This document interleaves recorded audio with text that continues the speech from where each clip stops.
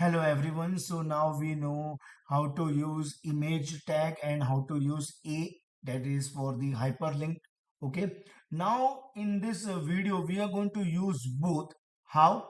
That means we will have one image and if I click on that image, okay, it will redirect me to this website that is www.google.com.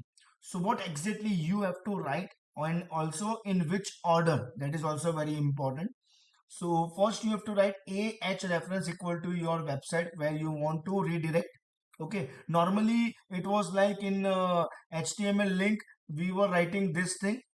Okay. And then any message like visit google.com or something like that. And if I click on that message, it will redirect me to google.com. But now after this closing the A tag. Okay. Okay. Then you have to write your image tag and then source equal to whatever is your image.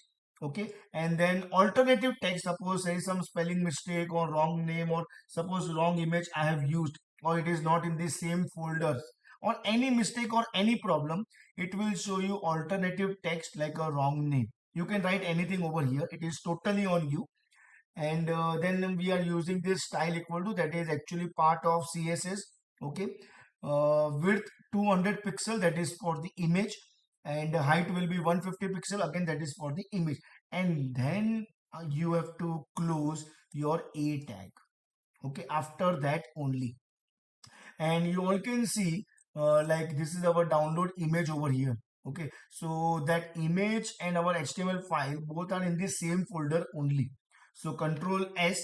Okay, and demo.html. See, we are getting image right now. Your mouse cursor is like arrow shape, and now it has changed to that hand form.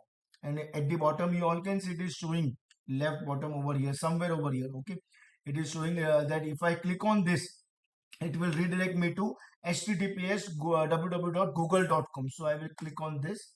Yeah, so you can use image as link, and this is how you can use. Thank you everyone.